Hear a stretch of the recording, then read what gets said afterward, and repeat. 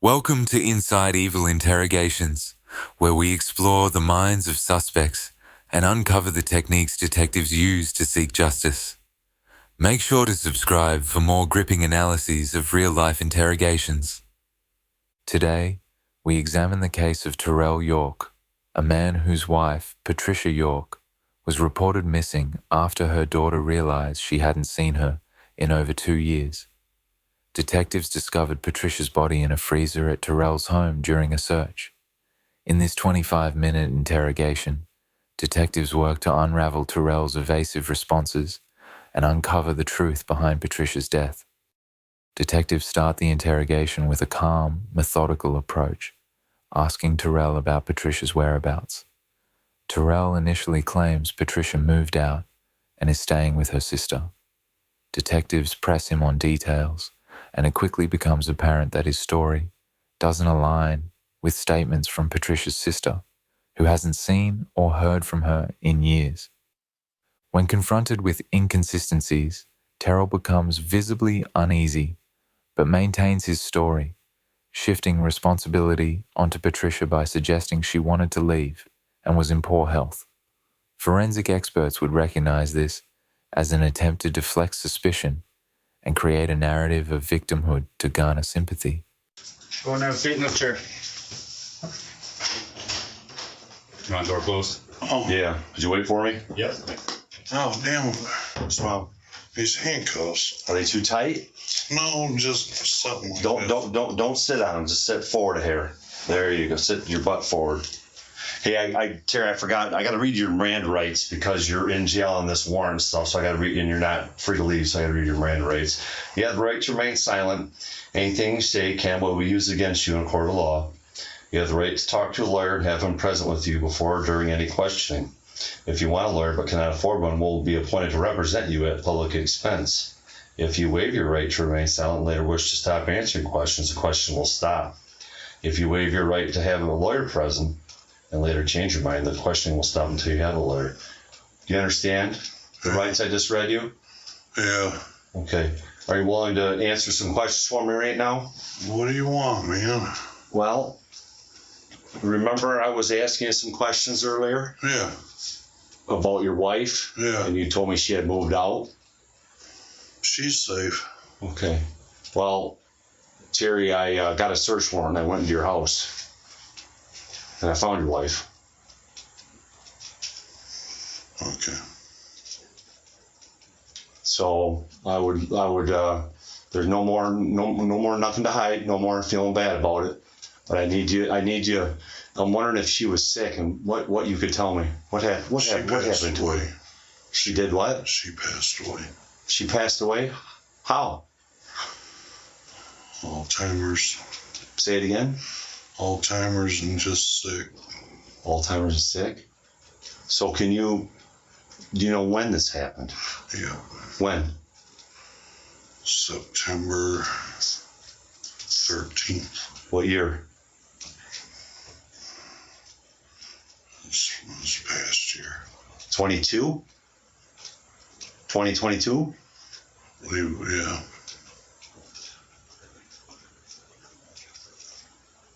So, explain to me how she passed away. She just laid in bed. So you woke up one morning? She was up and she was gone. You mean you woke up and found her that way, or what? When I got up, she was breathing. I couldn't, and then she just stopped. Stop breathing. She was sick. Made me promise not to take her to the hospital or nothing. What was she going to the doctor for any treatment? I see oxygen and stuff in there. She went, but her doctor stopped seeing her. Why? Because she hadn't been going. To her appointments? Yeah.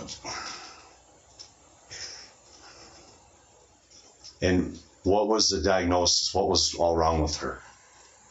Oh, she had cancer, and the main thing was the Alzheimer's and stuff. I'm sorry, did you say she had cancer? She did, but she'd survived it twice. She had her bladder removed, and yeah, you check. She died. She died on her own. So you didn't do anything to her? No, You didn't do anything to her, you're sure? I'm very sure. So you're telling me she died of natural causes? Yes, sir. Okay, so now we have the issue of where I found her. I didn't know what to do. So what did you do with her? I put her in there. And where? Where you found her. Where?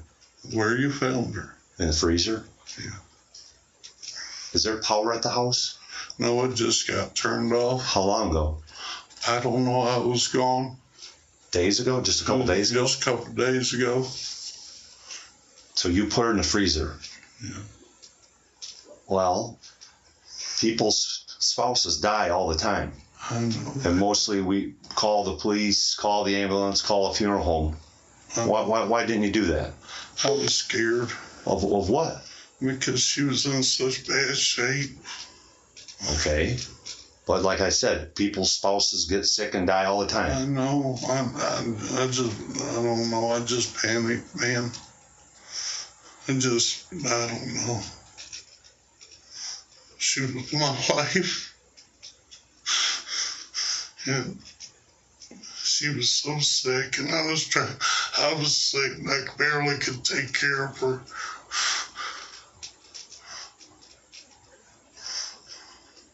I didn't hurt her. Trust me, I never did. So when I get an autopsy done, is that what it's going to tell me? Yes, sir. That she died of natural causes? Yes. You didn't have anything to do with that? No, sir, I didn't hurt her. You sure you didn't hurt your wife? No, I didn't hurt her. She wasn't eating. She was really sick. And she wouldn't let me, she refused to let me take her anywhere. She made me promise not to let her go in the hospital. Or never have to go in the nursing home.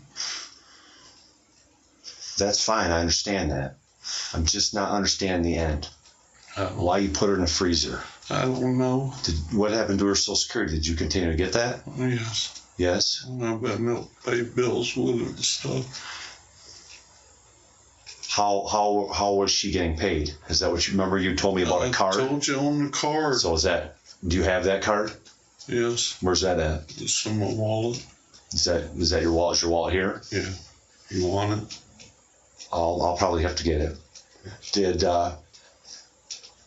Does anybody know about this besides you and I? Just me and you. Are you telling me the truth? This guy's honest. Okay. Do you have a cell phone? Yeah. Is there a passcode on it?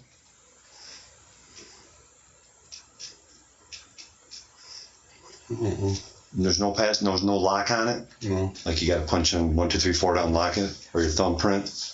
No. No passcode on it? No. Is there, if I look on that cell phone, be anything on there that shouldn't be on there regarding your wife or anything? There's nothing on there about my wife. Nothing? No pictures or anything like that? No. No?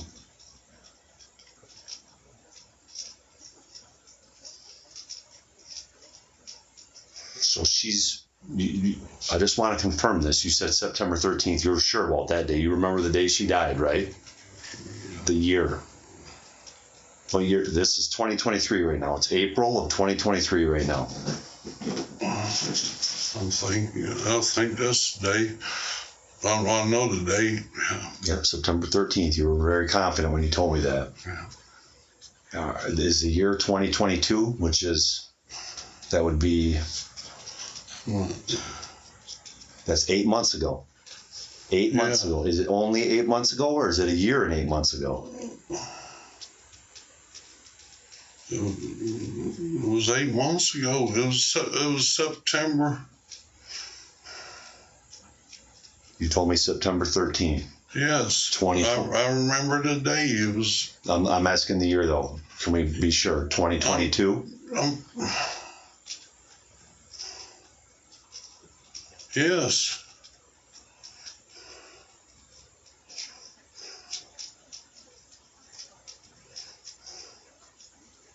Yes. Is that right? Is there anything else that you haven't told me That's that it. you think I should know? Nothing.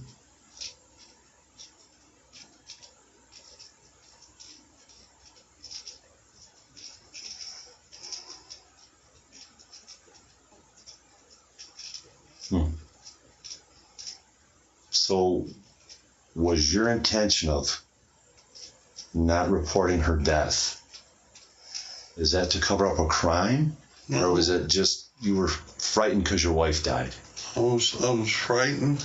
Detectives present Terrell with the evidence they uncovered. Patricia's body was found in the freezer at his home. His demeanor shifts to a mix of defensiveness and resignation as he admits to finding Patricia deceased, but insists she died of natural causes. Terrell claims she had severe health issues, including Alzheimer's, and refused medical treatment. When asked why he didn't report her death, Terrell offers vague explanations about fear and panic. His attempt to rationalize his actions reflects a classic avoidance tactic, as he struggles to reconcile his decisions with the mounting evidence against him. I didn't. You can, man, you get a autopsy, there's nothing wrong with it. I didn't. So you didn't do anything to her? I did not. Sorry, I think it's my partner. I didn't look real close. Is she all in one piece? Yes. You didn't cut her up? Oh, hell no. That'd be sick. I love that woman, man. I don't know. I just wanted to ask. I didn't look close. What is she wrapped in? It was just a bedspread thing. Bedspread? Yeah. That freezer you have, did you own that already? Or did you buy that separate? I own that. We moved here with it. Was it empty or did you have to empty it out? It was empty. So she's been in there since September 13, 2022. Yeah. About 8 months. Yeah. Okay. Is there anything else you can think of that I need to know before we're done speaking? Nothing I can think of. Okay. All right. Thank you for being honest with me.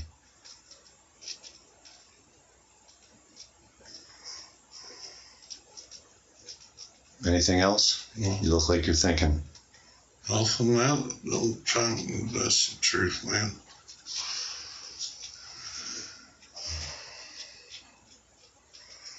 You know, I never hurt that woman.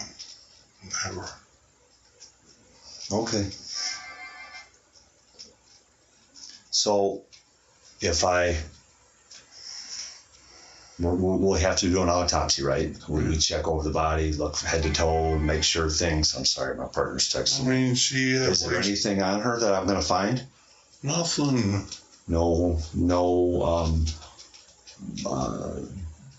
big giant bruise somewhere. She had like bed sores and stuff because I was trying my best, you know, but I was putting like triple antibiotic on her and stuff.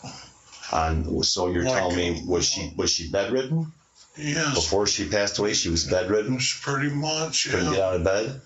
I'd get her out and try to and help her to the bathroom and stuff, and I was trying to get her baths and stuff best I could, but she wasn't moving very good. And, But there's no bruises or nothing like no that. big bonk on the head. No, you hit her with something like that. You know what I mean? Like a mark on the skull. No. Didn't stab her. Nothing like that. I'm not gonna find anything like that. Hell no. Gunshot wound. Nothing like that. No. Okay. I love that woman. I understand, but here we are. And you know what I found? I know.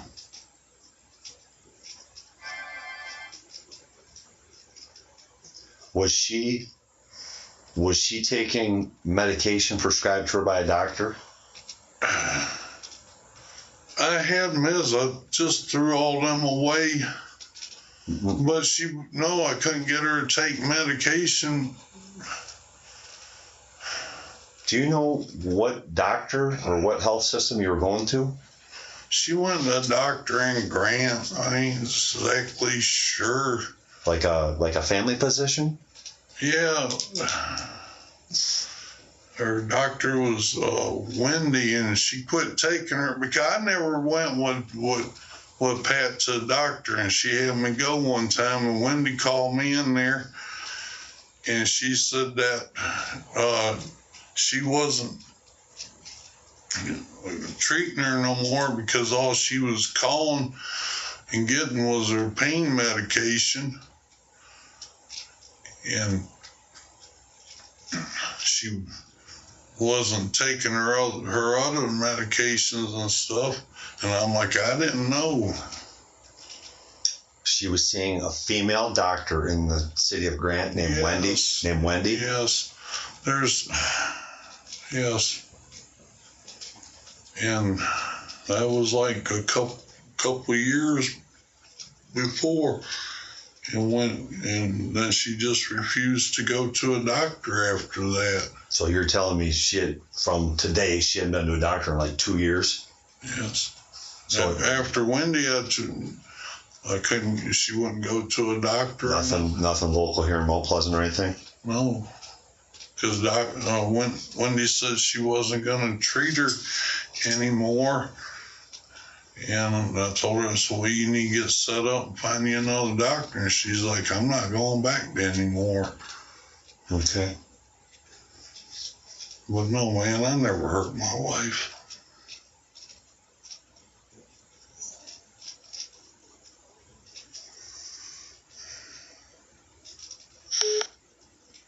Okay.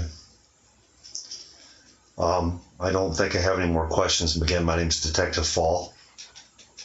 And you're going to be here for some time now. Yeah. I got to discuss this with my boss and with our prosecuting attorney and see what we're going to do, okay? Yeah. But we're obviously going to have some more charges besides why you're here. I'm just going to be honest with you, okay? Detectives focus on the timeline and financial motives, pointing out that Terrell continued to collect Patricia's Social Security payments after her death. He admits to using the money for living expenses, but denies that financial gain influenced his decision to conceal her death. Terrell repeats that he was scared and didn't know what to do, emphasizing his love for Patricia and claiming he cared for her as best as he could. Forensic analysts would note Terrell's inconsistent statements and emotional responses as signs of guilt, whether from his actions or the long-term implications of his choices. Detectives close the interrogation by informing him that an autopsy will determine the true cause of death, leaving Terrell to face the gravity of his situation. Yeah. I hope you're telling me the truth. This the guy's honest truth, man. So at the end of my autopsy, it's going to tell me she died of natural causes. They're not going to find any trauma to her. Is that right? No, that's the truth. I never heard her. I loved her. I took care of her.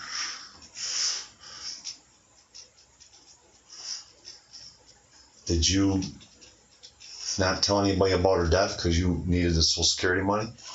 No, that's not it. I just didn't want people to know. Like I said, man, I cashed out 401k. I was living off that and everything. Was that before she died or after? Before. So when's the last time you worked? It's been about 2 years. Because I was taking care of her. I was sick had all from after COVID. I got all kinds of health issues. Was in and out of the hospital. Couldn't work.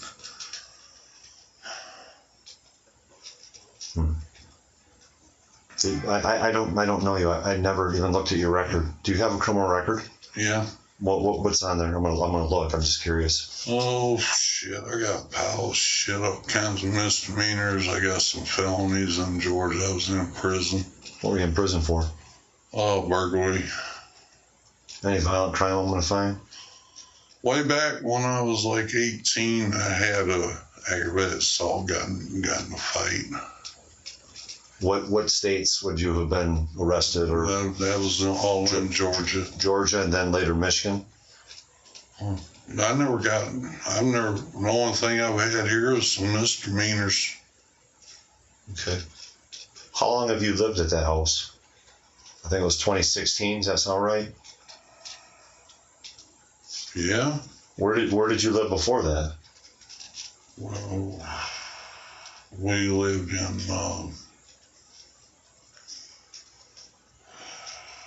Howard City. Howard City. Yeah. So, how much money did you have in your 401k when you were done working and cashed out? What do you think you had in there? Oh, it was like 23,000. Well, that's not a ton of money to live on. Well, what have you been doing for money the last couple of years? Social Security or Social Security? First thing I did was, I got bad itch. First thing I did was go ahead and pay bills. I just paid way ahead. When I cashed it out, I just paid up everything I could. Like, bought gas. I paid a couple $1,000s on electricity and everything. Just because I knew I knew at that time both of us was sick. I was going to be out of work. And then she passed away.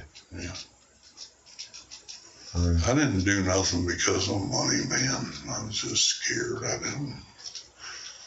was afraid because I didn't take her nowhere because I promised her I'd.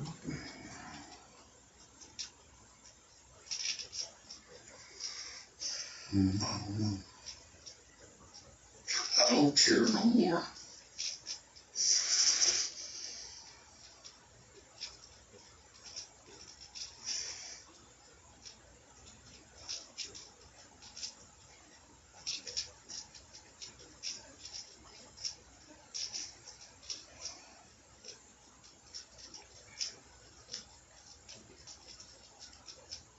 All right. Well, I don't have any more questions, but again, I'll be here tomorrow and the next day and the next day. So if you need anything, you can ask and speak to me. If we haven't covered anything or anything else you can think you need to tell me. Let's do the autopsy, you'll know. What's that? Let's just do the autopsy, you'll know. All right. Well, I hope that's the case. Yeah, I've never heard her. Okay. I hope you're being truthful with me. That's the truth. Terrell York's interrogation showcases a suspect attempting to justify his actions in the face of overwhelming evidence. His shifting narratives and emotional appeals fail to provide a cohesive explanation for his decisions, highlighting the psychological tension between self-preservation and accountability. Detectives skillfully use evidence and logical questioning to expose the flaws in his story. For more gripping analyses of real-life interrogations, subscribe to Inside Evil Interrogations. Let us know your thoughts on this case in the comments below.